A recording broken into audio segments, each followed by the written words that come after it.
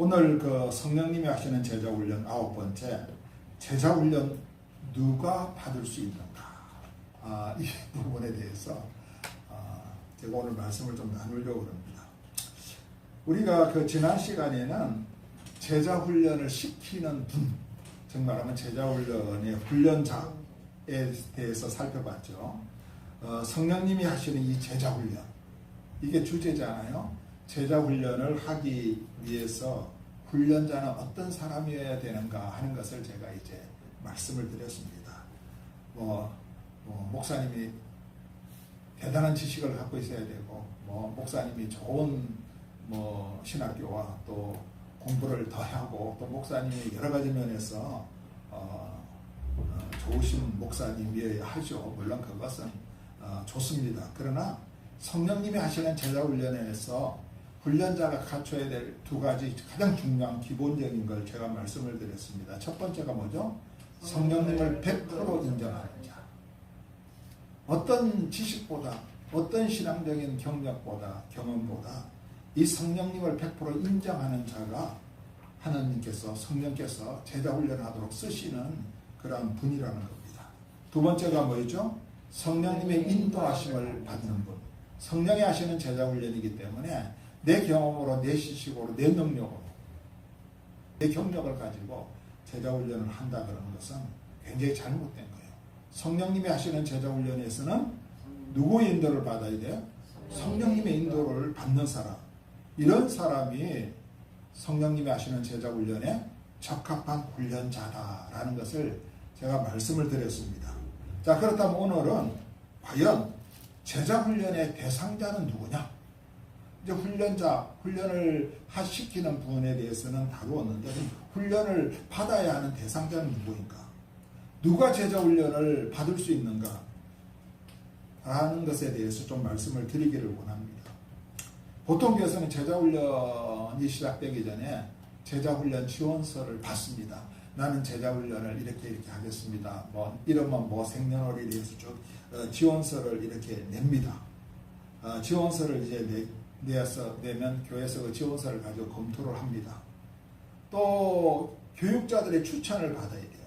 자기가 여기 대치동이면 대치동 담당 교육자의 추천을 받아야 돼요. 추천을 못 받으면 제자훈련 받을 수가 없습니다. 이분은 제자훈련 받을 만합니다. 충분히. 그래서 사인을 해줘서 올려줘야 그 사람이 제자훈련을 받을 수가 있습니다. 물론 교회마다 이 제자훈련 지원 자격이 다 다릅니다. 다르지만 어느 정도의 규모가 되는 교회에서는 제자훈련 지원 자격에 대해서 보통 이렇게 이제 말씀을 하고 있습니다.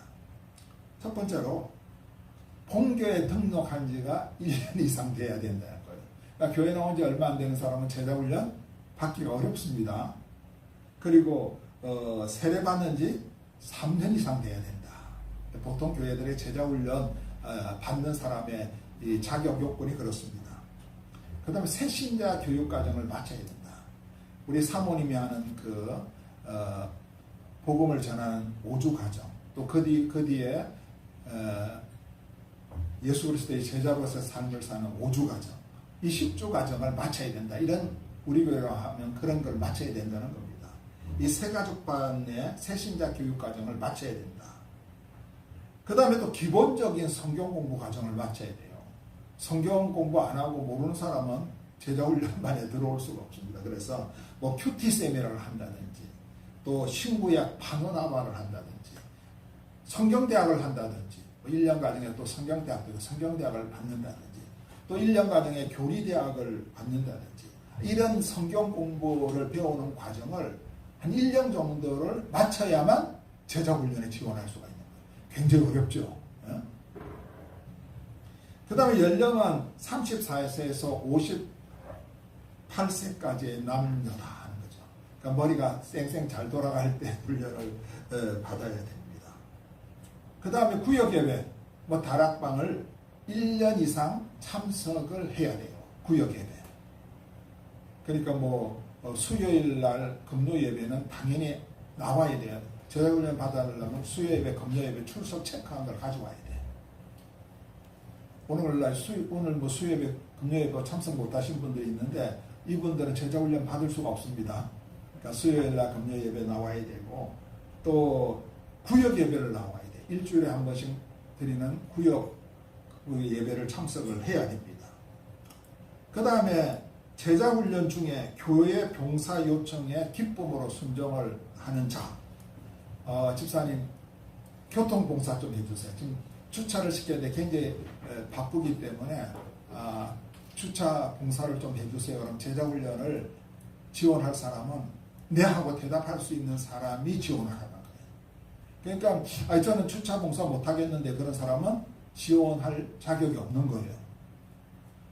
집사님 좀 안내 봉사해 주세요. 좀 밖에 서서 사람들 오면 인사도 하고 주보도 나누는 안내 봉사를 좀 하십시오. 네, 할 수 있습니다. 그렇게 해야 제자훈련 지원할 수 있습니다. 그 다음에 헌금 봉사를 좀 해주십시오. 헌금 봉사, 그럼 이제 주일날 헌금하는 그 봉사를 섬기는 이걸 할 수 있다고 약속하는 사람이 제자훈련 받을 수 있는 거예요. 그 다음에 이 제자훈련을 통해서 이 평신도 지도자, 교회에서 평신도 지도자가 되는데 지도라서 파송받기까지 지속적으로 제자훈련의 우선순위를 두고 전적으로 헌신할 수 있는 사람. 제자훈련 기간에는 외국 여행도 못 갑니다. 제주도도 여행을 못 가요. 제자훈련 받는 날짜에는.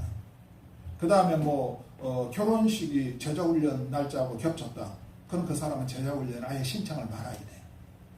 그리고 아파도 안 돼. 그래서 제자훈련 받을 때는 복창을 합니다. 따라합시다. 이렇게 딱 해가지고 아프지도 말고 죽지도 말자. 딱 그렇게 받아요. 근데 하나님이 정말로 제자훈련 받다가 죽는 일이 없게 하시고 아프지도 않게 하셔요. 이렇게 제자훈련의 우선순위를 두고 전적으로 내가 제자훈련을 받는데 헌신하겠습니다라고 다짐할 수 있는 사람. 이 사람이 제자훈련 지원을 할 수가 있습니다. 그 다음에 배우자의 허락이 있어야 돼요. 배우자가 안 믿는 사람이기 때문에 제자훈련 가는 거 시비를 건다든지 또 잘 나가도록 허락했다가 또 가끔 한번 나가지 말라 그러든지 이런 사람은 제자훈련 신청 자체를 못합니다. 그 다음에 구역장에 추천서가 있어야 돼요. 큰 교회로 말하면 다락방, 순장에 추천서가 있어야 됩니다. 우리 송파 1구역의 아무개 집사님은 제자훈련 받았으면 좋겠습니다. 적합면 추천서가 있어야 되고 이 추천서가 제출이 또 돼야 되는 거예요. 그리고 또 신체가 건강해야 돼. 좀 아프신 분, 몸이 약하신 분은 이 면담하면서 집사님이 건강이 중요하니까 제자훈련 그번에 받지 말고 건강에 좀 유의했다가 건강하고 난 다음에 제자훈련 받아서 이렇게 제자훈련보다는 건강에 유의하도록 제자훈련을 다음에 받도록 자꾸 유도해요. 그럼 어떤 집사님? 신경질 탁 내면서 나 약해도 제자훈련 동안 안 아플 자신이 있다고. 받으면 될 거 아니냐고 막 그래서 받는 사람도 있습니다. 그러니까 신체가 건강하고 건전한 직업을 가져야 돼요.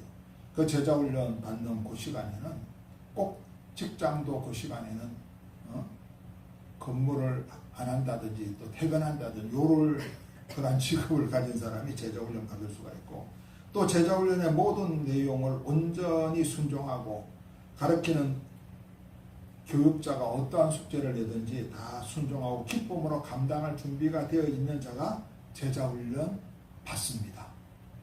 굉장히 어렵죠. 왜 그러냐면 큰 교회 같은 데는 제자훈련 경쟁률이 한 3대1쯤 되는 거예요. 얼마나 이게 센지. 또 어떤 분은 저 지방에서부터 제자훈련 받겠다고 부산에서 KTX 타고 새벽에 올라와. 그날. 대단합니다. 제자훈련 받겠다고. 또 어떤 분은 제자훈련 받겠다고 교회를 옮기는 사람도 있어. 좋은 고등학교 가려고 학군을 옮기는 건 똑같아요. 이렇게 과열될 정도로 제자훈련을 받기를 원하는 사람들이 너무 많아가지고 경쟁률이 한 3대1 좀 되다 보니까 이렇게 좀 까다롭게 이제 제자훈련 자격을 해가지고 뽑습니다. 저도 이런 조건을 해서 사람들 많이 뽑아봤거든요. 어떤 사람 막 우는 사람이 있어. 떨어져가지고. 떨어지면 이게 대학 시험 떨어진 것처럼 이렇게 상처를 받고 막 그런 사람도 있는데 제가 기억하는 사람 그러니까 어떤 남자분인데 이분이 임원이 임원. 그래서 해외 출장이 많아요. 그래서 제가 집사님 출장이 많으니까 우리가 매주 목요일날 저녁 8시에 모이는데 집사님 월요일날 출장 갔다가 뭐 토요일날 온다든지 그 주일날 지나고 오는 경우가 많은데 출장이 많으시니까 이번에 좀 제자훈련 쉬시죠. 다음에 받으세요 그랬거든요. 근데 이분이 저한테 뭐라고 하잖아요. 목사님 그래도 저는 받겠습니다. 회사에서 해외 나가라 그러면 저 대신 다른 사람을 보내서라도 저는 하겠다. 하여튼 저는 출장 안 가고 제자훈련 나오면 되지 않겠느냐고. 그러시는 거예요. 이 사람 이러다가 회사 잘릴 텐데 제가 그랬구나. 이방이 제자훈련을 해서 봤는데 야 1년 동안 한 번도 안 빠지는 거야. 다 출장 갈 일이 있어 밑에 사람 보내요. 대단하다. 이러한 그런 결심과 각오와 의지가 있기 때문에 제자훈련을 받는구나라고 제가 생각을 했습니다. 어떤 사람은 제자훈련 받는 동안 수술을 미루는 거예요. 제자훈련 끝나고 수술하겠다. 안 그러면 제자훈련 받을 수가 없으니까.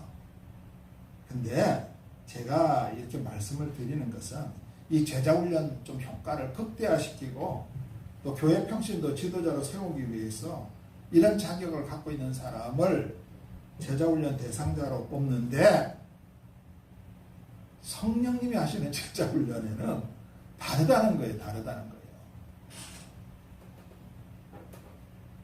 그럼 작은 교회 사람들은 여기 해당 안 되는 사람은 제자훈련 못 받겠네요.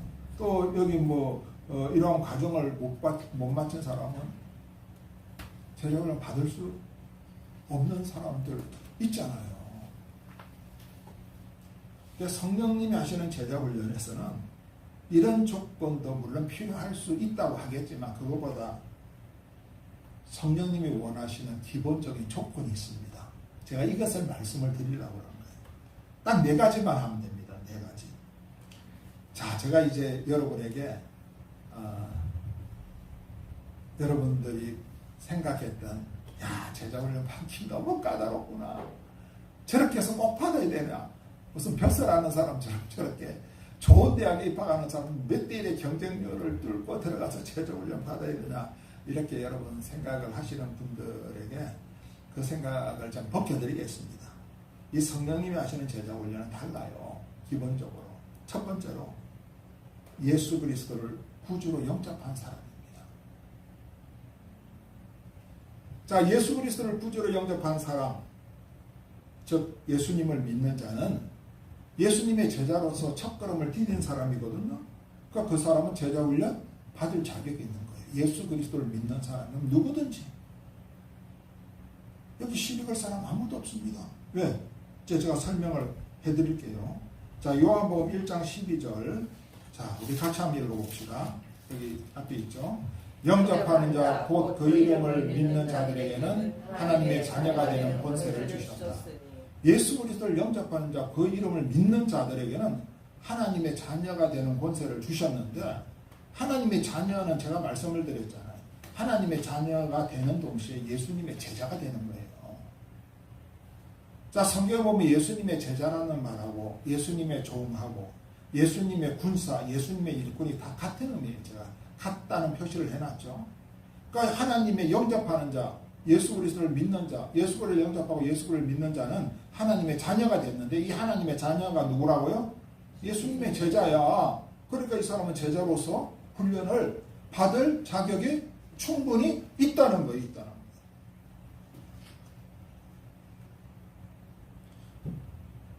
자, 사도행전 11장 25절 26절을 같이 한번 읽어봅시다. 바나바가 사울을 찾으러 다소에 가서 만나면 안디옥에 데리고 와서 둘이 교회에 1년간 모여있어 큰 무리를 가르쳤고 제자들이 안디옥에서 비로소 그리스도인이라 일컬음을 받게 되었다. 바나바하고 사울이 안디옥에서 1년 동안 이제 교회를 섬기고 무리들을 가르칩니다. 그리고 난 다음에 그 제자들, 여기서 제자들은 누구를 말해요? 예수님의 제자들이 아니고 이 당시에 성도들, 예수 믿는 사람들을 다 제자들이라고 불렀어요. 그 사람들이 비로소 안디옥에서 뭐라고 불림을 받았습니까? 그리스도인. 자, 그리스도인이라는 것은 오늘날 영어로 크리스찬입니다. 크리스찬이 영어로 두 개의 뜻이 합쳐진 거예요. 하나는 크라이스트, 그리스도라는 말을 하고, 그 다음에 끝에 있는 IAN, 이것이 붙으면 누구누구를 따르는 사람이라는 뜻이거든요. 그러니까 크리스찬이란 말은 그리스도를 따르는 사람이라는 뜻이에요. 예수님을 따르는 사람이라는 뜻입니다. 그러니까 그리스도인이라고 불림을 받았다는 것은 예수님을 믿고 예수님을 따르는 사람이라고 안디옥에서 믿는 자들이 그렇게 불림을 받은 거예요. 그러니까 예수님을 믿고 예수님을 따르는 자는 누구예요? 예수님의 제자 아닙니까? 제자. 그러니까 예수 믿는 사람들이 그리스도인이라고 불림을 받은 거예요. 예수님을 믿고 따르는 사람이라고. 그러니까 이름 자체가 벌써 예수님의 제자라는 뜻이거든요. 예수님의 제자. 그러니까 믿는 사람들은 다 예수님의 제자라는 겁니다. 크리스찬이라는 거예요. 그렇기 때문에 이 사람들, 예수 그리스도를 믿는 자들은 다 제자로서의 첫걸음을 디디는 사람이거든요. 그 사람들이 예수 그리스도의 제자로서 제자훈련 당연히 받아요. 누가 받습니까? 예수님의 제자로 첫걸음을 디디는 사람이 예수님의 제자훈련을 받는 거죠. 누가 받는 거예요? 안 믿는 사람이 받습니까? 그러니까 예수 그리스도를 영접한 자는 당당하고 떳떳하게 성령님이 하시는 제자훈련을 받을 자격이 있다 없다? 있습니다. 제자훈련 받았다는 것은 누구로부터 어떠한 커리큘럼을 가지고 빡세게 받았느냐, 그래서 그 큰 교회에서 일꾼으로 봉사자로 섬기느냐, 그거 자랑하기 위한 것이 제자훈련이 아니라는 거예요. 예수님을 따르기 위해서, 예수님의 제자로서 바로 살기 위해서 받는 것이 제자훈련입니다. 그러니까 그렇게 이야기하는 사람이 있으면 기죽지 말고 제가 알려준 대로 한마디를 팍 쏴야 됩니다. 그러면 당신은 예수님 제자훈련 왜 받았습니까? 물어볼 수 있어요. 왜 받았느냐고. 두 번째로 성령님이 하시는 제자훈련은 교회 출석하는 자. 교회 출석하는 자는 당연히 교회에서 제자훈련 하는 걸 받을 수 있죠. 교회 출석 안 하면 받기 어렵잖아요. 그래서 제가 이야기하는 것이 아니라 왜 교회에 출석하는 자로 제자훈련 받는 것이 중요하냐면, 오순절 성령님이 임하고 난 다음에 교회가 생겼잖아. 예루살렘 교회도 생기고, 그 뒤에 또 안디옥 교회도 생기고, 뭐 바울이 가는 것보다 에베소 교회, 빌립보 여러 교회들이 생겼잖아요. 그리고 그 교회에 예수 믿는 자들이 모였잖아요. 사도행전은 모여서 뭐 했죠? 찬양하고 기도하고 예배드리고 그냥 교제하고 떡을 떼고 전도하고, 그 교회에 있는 성도들의 믿음이 얼마나 성장하는지 서로에게 은혜를 끼치는 거예요, 그냥. 그래서 어떤 면에서 볼 때는 교회는 용광로 불이라고 말할 수 있어요. 여러분, 모닥불을 하나만 딱 가져와서 두면 금세 꺼지지 않아요. 근데 모닥불을 모아놓으면 얼마나 큰 불이 타오릅니까? 우리가 캠프 가가지고 모닥불 피울 때 나무 하나만 불 붙입니까? 나무를 몇십 개를 그냥 놓고 불 붙이잖아요. 그럼 불이 꽉 붙잖아요. 우리가 혼자서 신앙생활 할 수도 있지만 혼자서 신앙생활 하면 신앙의 불이 활활 타오르지도 않고 오래 못 가요. 근데 교회를 통해서 모여서 예배드리고 찬양하고 기도하고 중보기도 하고 교제 나누고 성경 공부하고 전도하고 이렇게 되면 각 개인의 신앙의 불이 더 타오르는 거예요, 그냥.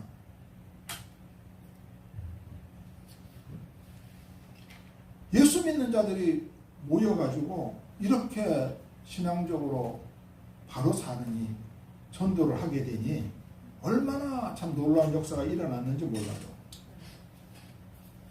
그곳에서 교회에서 성도들의 신앙이 자랍니다. 믿음이 더욱더 견고하게 세워집니다. 교회를 통해서 말씀의 가르침을 받습니다. 그리고 또 교회를 통해서 복음을 전하는 사람들이 막 나오네요. 예루살렘 교회를 빌립도 나오고 또 바울과 신라도 나오고 막 나오는 거예요. 파송받아 막 하는 거예요. 그래서 교회가 중요하다는 겁니다. 그래서 교회는 어린아이들이 성장할 때 어린아이들이 자라는 엄마의 품과 같고 또 요람과도 같은 곳이에요, 교회가.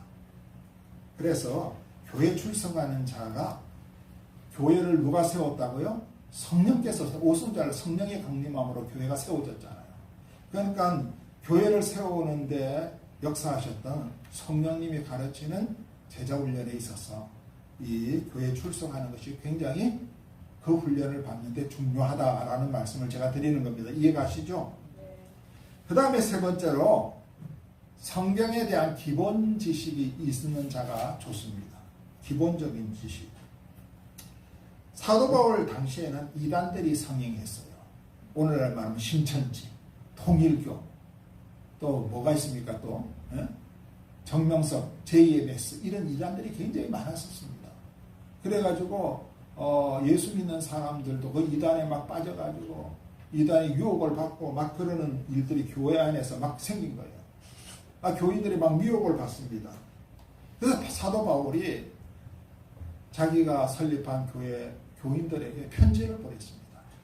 이단들을 경계하고 이런 사람이 이단이다. 말씀에 비추어서 조심하라 하면서 그렇게 하나님 말씀에 대해서 이단들을 분별할 수 있는 방법을 써가지고 이렇게 보냈습니다. 각 교회 교인들에게 말씀을 가르친 거예요. 그러니까 이 말씀이 얼마나 중요합니까? 만일 말씀을 몰랐다면 이단을 구분할 수도 없고 분별할 수도 없는 거예요. 하나님의 말씀은 모든 것의 기준이 됩니다. 또 분별하는 영적인 잣대가 됩니다. 말씀에는 복음이 있잖아요. 우리 말씀에는 영생을 얻는 복음도 있고 말씀을 통해서 하나님의 뜻도 발견하게 되고 그래서 성경에 대해서 기본적인 지식을 갖고 있는 것이 좋다는 겁니다. 뭐 깊은 지식이 아니라 기본적인 지식. 이 기본적인 지식이 있으면 제자훈련 받는데 도움이 될 수가 있다는 겁니다. 자, 요한일서 5장 13절 한번 읽어볼까요? 다 같이. 내가 하나님의 아들의 이름을 믿는 너희에게 이것을 쓰는 것은 너희로 하여금 너희에게 영생이 있음을 알게 하려 합니다. 하나님의 아들의 이름을 믿는 너희에게 이것을 쓴다.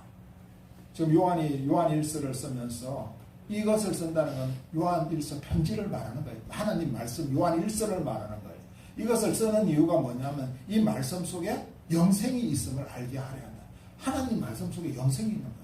그러니까 말씀을 읽다가 영생을 얻게 되고 말씀을 읽다가 예수 그리스도를 만나게 되고 말씀을 읽다가 회개하게 되고 말씀을 읽다가 구원받게 되는 거예요. 이 말씀이 얼마나 중요한지 몰라요. 그러니까 기본적인 이 말씀의 그 기초는 알고 있는 것이 좋다는 겁니다. 또 이 말씀이 얼마나 중요하냐면 거기 디모데후서 3장 16절에서 17절 모든 성경은 하나님의 감동으로 된 것으로 교훈과 책망과 바르게 함과 의로 교육하기에 유익하니 이는 하나님의 사람으로 온전하게 하며 모든 선한 일을 행할 능력을 갖추게 하려 함이라. 야, 성경은 하나님의 감동, 성령으로 써진 거 아닙니까? 교훈도 하고 성경을 내가 교훈도 받고 책망도 받고 내가 잘못돼서 바르게도 되고 또 의로 교육도 받고 또 나로 하여금 온전하게 만들고 선한 일을 행할 능력도 갖추게 만듭니다. 무엇이? 성경이 얼마나 중요합니까? 그래서 이 성경에 대해서 기본적인 것은 이렇게 알고 성령님이 하시는 제자훈련을 받게 되면 굉장히 도움이 된다는 거예요. 왜? 성경의 저자가 성령님이신데 성령님이 하시는 제자훈련은 바로 이 성경을 기본적으로 알고 이렇게 받으면 좋다는 겁니다. 근데 뭐 깊이 있게 알 필요 없어요. 제자훈련 하면서 성경 깊이 있게 배웁니다. 또 그러니까 기본적인 것. 그러니까 이 기본적인 것 정도는 이렇게 아는 것은 필요하다는 겁니다. 자, 네 번째로 제자훈련 받기를 사모하고 자원하는 사람. 사모라는 말이 참 많이 나오죠. 주의 말씀을 사모한다. 제가 사전을 보니까 우르르 받들고 마음속 깊이 따른다. 우르르 받들어. 그 제자훈련 받고 싶어서 제자훈련 막 우르르 받들고 받아야지. 이 사모한다는 거죠. 이 제자훈련에 대한 사모함이 있어야 돼요. 아니 제자훈련 받아요. 싫어요. 아니 받으세요. 싫어요. 막 목사님이 전부 다 쫓아내면서 받아라 억지로 받으면 그건 아니야. 자기가 사모해야 돼. 그 다음에 자원해야 돼. 자원한다는 말도 성경에 많이 나옵니다. 어떤 일을 자기 스스로 하고자 나서는 것이 자원 아닙니까? 제자훈련 받아라. 마지못해 받는 것이 아니라 제가 제자훈련 받겠습니다. 자원하는 사람, 이렇게 사모하고 자원하는 사람이 성령이 하시는 제자훈련을 받기 적합한 사람이라는 거예요. 자, 제가 아까 말씀드린 대로 보통 교회에서 하는 이 10몇 복잡한 이 자격, 이것이 나쁜 건 아니에요. 이거는 이제 제자훈련이 워낙 많이 사람이 몰리다 보니까 그 중에서 잘 받는 사람을 받을 수 있는 추리고 뽑다 보니까 이렇게 된 거지만, 그러나 우리가 이러한 그 어떤 자격 요건이 없다 할지라도 성령님이 하시는 제자훈련은 예수 그리스도를 영접하는 자, 또 교회 출석하는 자, 또 성경에 대해서 기본적인 지식이 있는 사람, 그리고 제자훈련 받기를 사모하고 자원하는 사람이라면 누가 하는 제자훈련? 성령님이 하시는 제자훈련에 누구든지 참여할 수가 있습니다. 그래서 저는 오늘 또 이것을 가지고 많은 또 우리 목회자들도 듣는 분들이 계신데 제가 부탁을 드립니다. 적응교회 제자훈련 시킬 숫자가 안 되는 거예요. 그러면 1명, 2명 가지고 하시라는 거예요. 큰 교회에서 제자훈련 시키기 위한 자격 요건에 맞지 않는다 할지라도 이 성령님이 원하시는 제자훈련, 예수 그리스도를 구주로 영접하고 교회 출석하고 성경에 대해서 기본적인 지식이 있고 또 제자훈련 받기를 사모하고 또 자원하는 사람이 있으면 1명이든 2명이든 3명이든 4명이든 우리 목사님이 제자훈련 시킬 수가 있다 없다? 있습니다. 성령님이 하시는 제자훈련을 제가 말씀드린 대로 성령의 인도함을 받고 성령님을 인정하는 우리 목사님들이 하시면 놀라운 열매가 나타납니다. 3가지 변화가 나타납니다. 어떤 변화? 첫째로 성품의 변화, 두 번째 삶의 변화, 세 번째 능력의 변화. 뭐 지식이 없고 뭐 교회에 나온 지 그렇게 오래 안 됐다 할지라도 이 성령이 하시는 제자훈련을 통해서 이 사람은 이러한 능력의 사람으로 변화될 수가 있습니다. 그러니까 우리 적응교회 하시는 목사님들 실망하지 마시고, 목사님 제자훈련 받을 사람이 없어요. 몇 명 안 돼요. 이 사람은 다 초신자예요. 이렇게 하지 말고 몇 명이 되든지 이렇게 성령이 하시는 제자훈련을 시킬 수가 있고 목사님이 시킬 의지도 있고 이분들이 또 받을 만한 그런 자원하는 마음과 사모함이 있으면 그렇게 시키라고 말씀을 제가 드리고 싶습니다. 그러면 성령께서 원하시는 놀라운 열매와 목적이 이루어질 수가 있습니다. 그런 이제 마음을 가지고 이제 하신다면 좋은 결과가 나타날 줄 믿습니다. 이제 제가 이렇게 이제 말씀을 이제 드렸으니까 그렇게 크게 어려운 건 아닙니다. 이렇게 성령께서 하시는 제자훈련 이렇게 누구든지 할 수 있잖아요. 성령께서 하시는데 뭐 그분이 기뻐하시는 뜻대로 하면 되지 않겠어요? 좋은 열매들이 나타나서 이제 교회를 새롭게 변화시키고 사회를 변화시키고 이 나라를 변화시키는 예수 그리스도의 제자, 주의 일꾼, 주님의 그러한 따르는 자들이 다 되기를 주님의 이름으로 축복하고 축원합니다. 아멘.